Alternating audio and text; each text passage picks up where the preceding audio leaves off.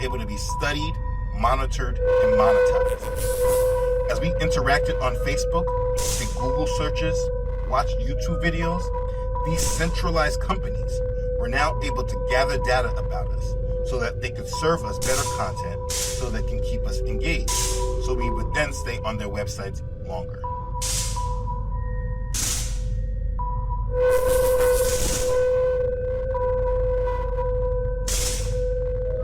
They were collecting a massive amount of data about everyone that engaged in the products. Then they took it a step deeper and took all of that massive amount of data that they were collecting and then packaged it to sell to advertisers, which created the age of targeted advertising and the lack of privacy for all of us consumers who just consume the internet blindly.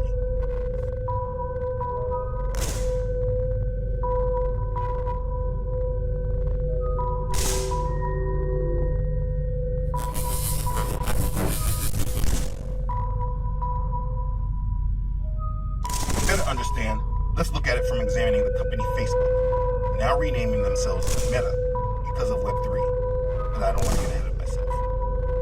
Let's say you go and open up a new Facebook account. You enter your name, your age, your phone number, maybe your gender. Then you connect with some friends, join a few groups that you're interested in, and like the pages of some of your favorite brands.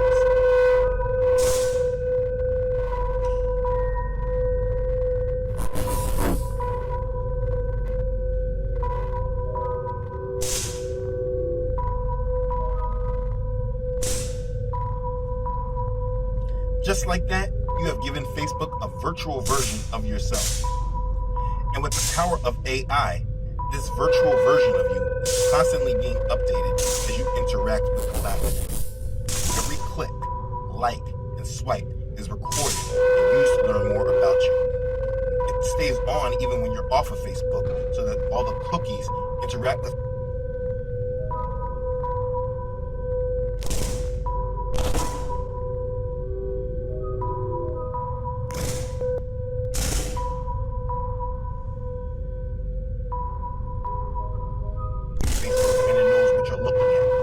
the sites that you're on, everything about you.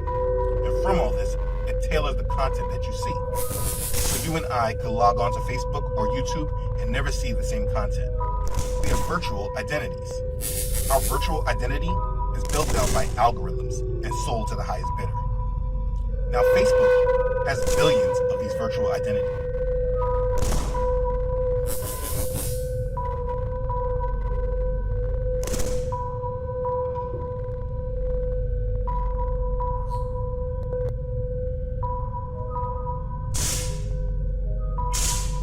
And they own a massive amount of data that it rents out to advertisers and government agencies.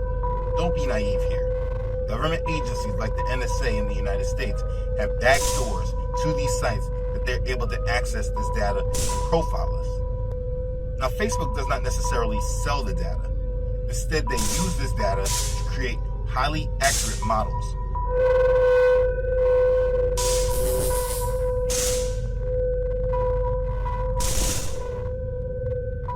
Marketers then target with ads. And this is how the internet works. That's the business model in a nutshell. Everything you do on the internet is tracked, monitored, and recorded. I remember when they first came out and told us this, they allowed that whole Edward Snowden leak to come out to see just how little we cared about it.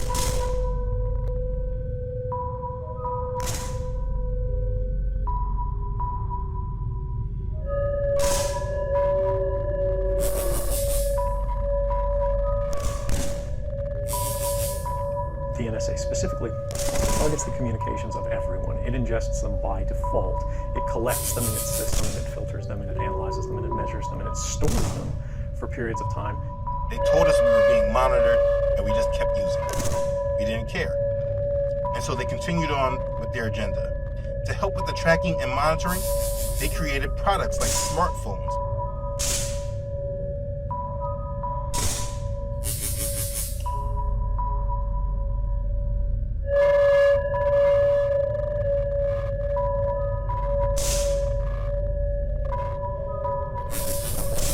Other smart devices that just add to the collection of data. Anything that is called smart is a data collecting device. They harvest our data and use it to sell ads back to us and to know and understand the population. This has become the primary business model of Web 2.0. Advertisements are the lifeblood of today's web, and I think we all knew that. So the thing is that as we started using all these devices that are collecting and recording data,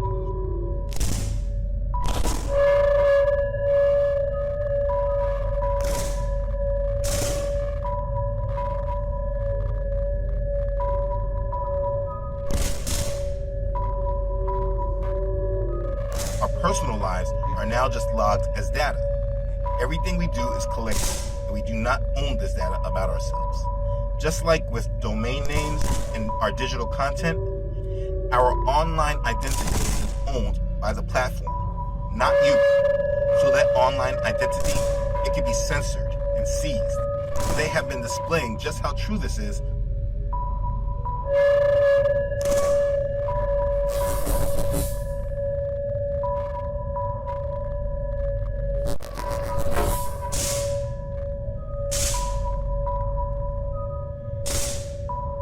Last year, when they kicked the US president off these major social media platforms.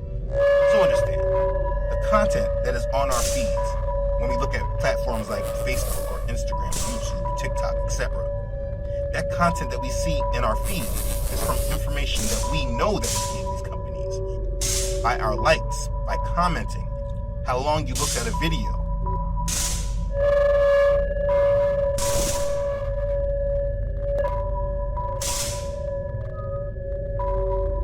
Shared it.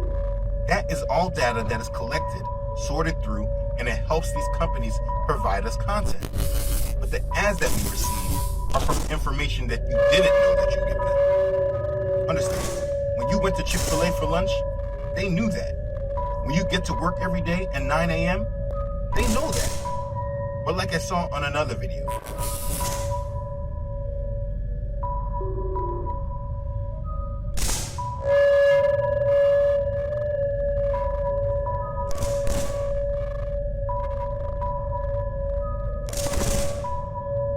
they said machine learning started showing a guy some parenting ads because they knew he was going to be a father before he even knew.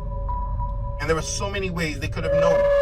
For instance, if his girlfriend, which they already would have known was his girlfriend, if she using the same Wi-Fi and searched to understand about her symptoms, then it would know that she was pregnant.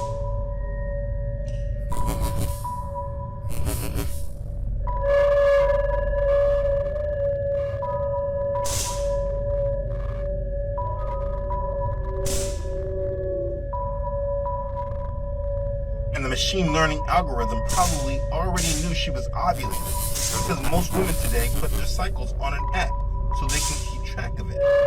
What I'm trying to say is that they know more about our lives than we probably know. And that is the internet in a very quick explanation. That's Web 2.0, the version of the internet that we're in today.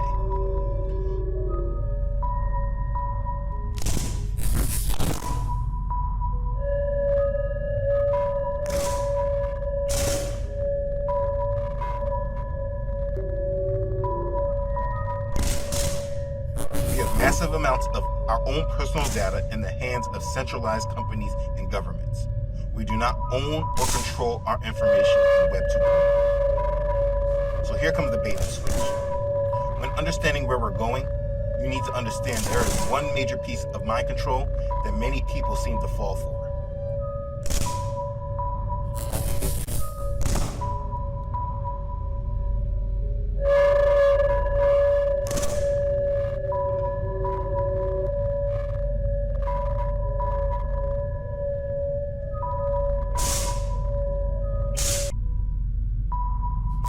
I believe that it's possible because people don't truly understand the true control structure of this world and don't understand the ravenous wolves that I spoke of earlier.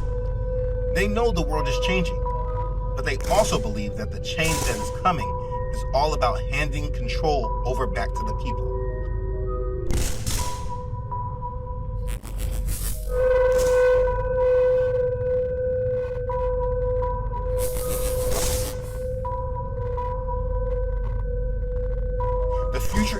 framed in a way of decentralizing the world, giving power back to the people.